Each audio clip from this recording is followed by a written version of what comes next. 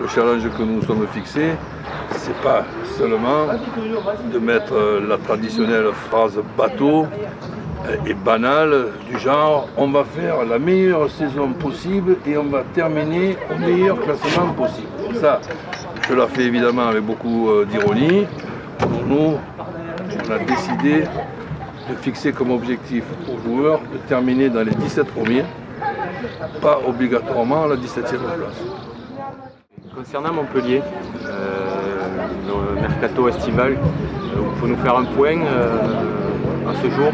Oui, bon, le point final on le fera le 31 août puisque le mercato est ouvert jusqu'au 31 août. Nous, on a fait les joueurs en priorité dont on avait besoin, c'est-à-dire un par ligne, Berigo, Lannes et JC.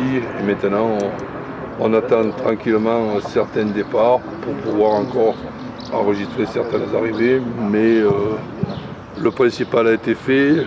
Le seul point d'interrogation important, et je sais qu'il est important, c'est est-ce que Stambouli restera avec nous ou est-ce que Stambouli partira?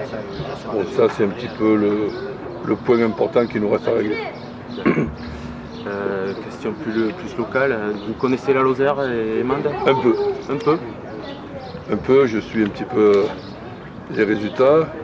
Je sais que Mende a une équipe de football qui dernièrement avait fait un superbe parcours en Coupe de France, puisque j'avais eu le plaisir, quand je bosse un petit peu comme consultant RMC, de les avoir, de les féliciter au téléphone.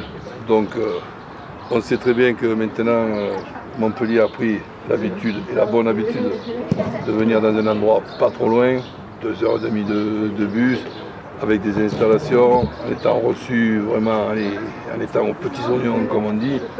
Donc on ne peut que se féliciter d'être ici. Vous nous expliquez un peu cette semaine de travail, est-ce que ça vous avez trouvé des... C'est une semaine, c'est surtout une troisième semaine de travail qui nous a permis de travailler avec un groupe à 80% construit, ce qui est quand même une très bonne chose. Mais bon, on a encore la 4e, la 5e semaine et le premier match, le 9 août, le premier match, c'est pas la fin de l'entraînement. Hein.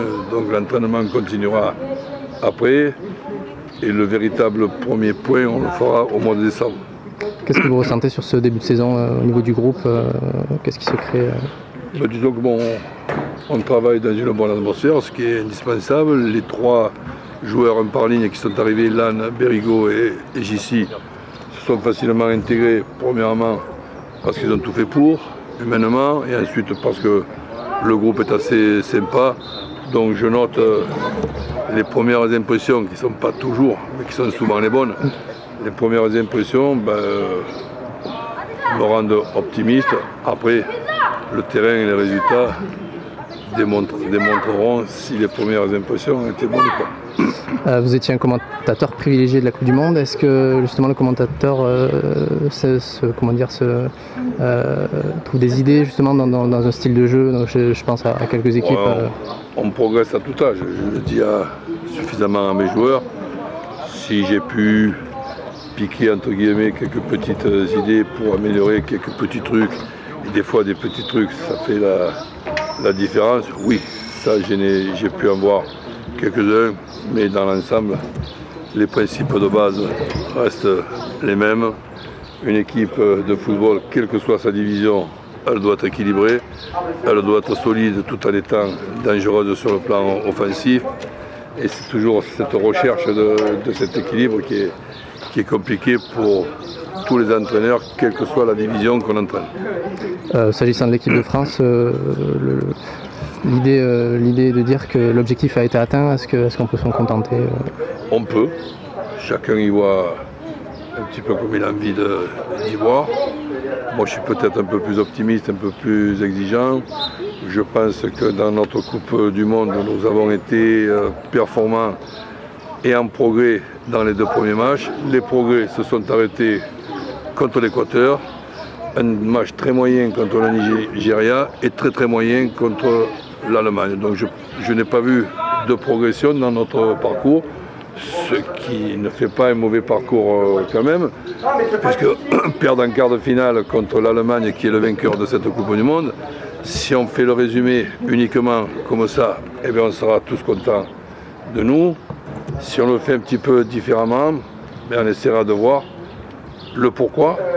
Par exemple dans une préparation, on m'expliquera dans une préparation le pourquoi on fait 3 matchs de préparation, si c'est pour des raisons financières et des raisons obligatoires avec les sponsors et tout, je comprends très bien.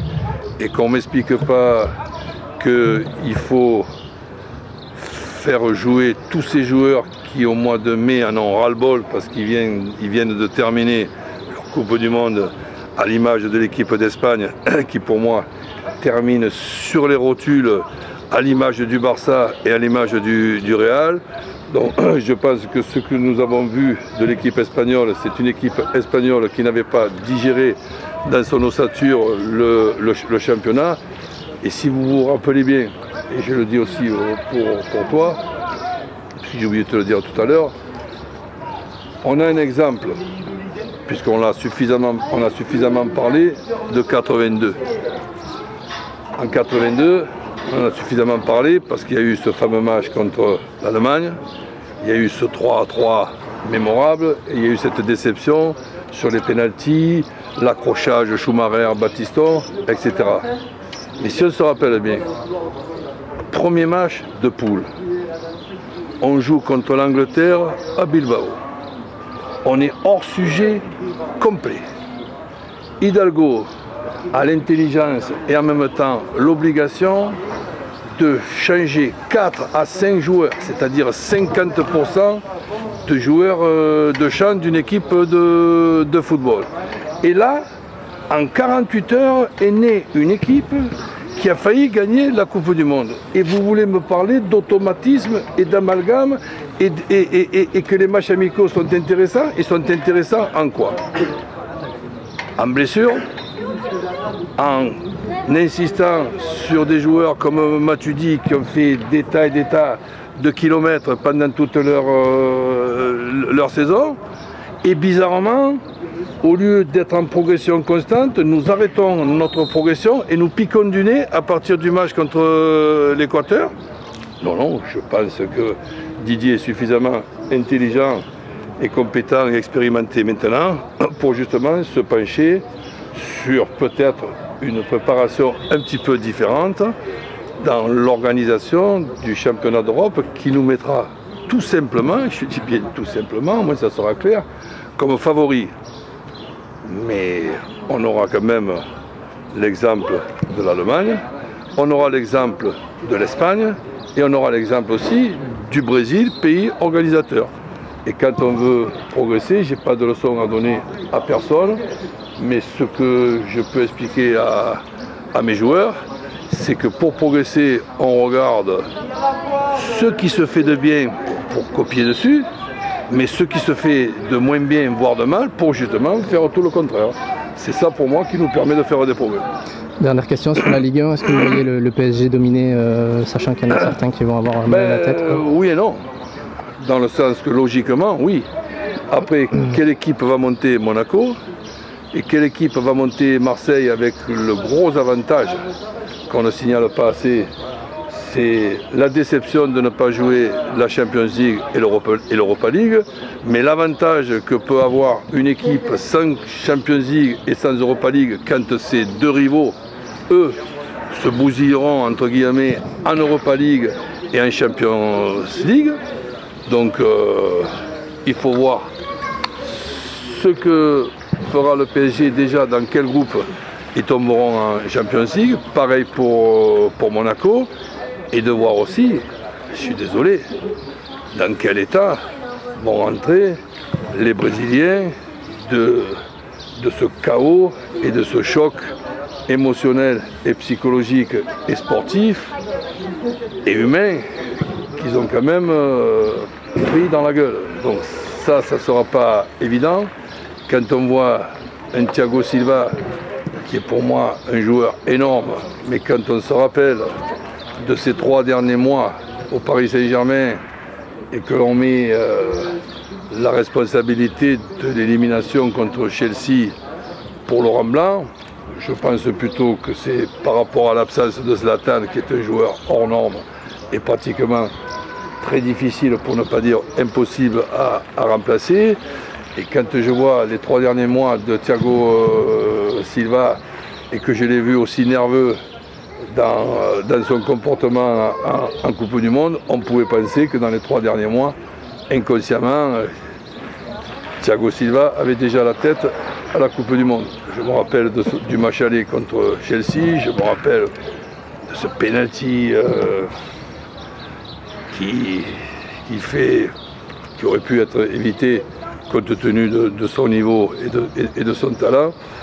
Donc c'est quand même un grand point d'interrogation pour moi, même si logiquement ça devrait normalement être le cas. Mais attendons quand même de voir ce nouveau Marseille avec Bielsa. Pas évident ce challenge, mais de notre côté, ça passe ou ça casse. Et dans le dicton, ça passe ou ça casse, ça peut casser, mais ça peut passer aussi. Et voir après, au mois de décembre, où on en est, chacun au classement, dans ses performances. Après, il y a les traditionnelles blessures qui arrivent de joueurs importants et tout. Pour faire un pronostic avant une saison, on s'y amuse.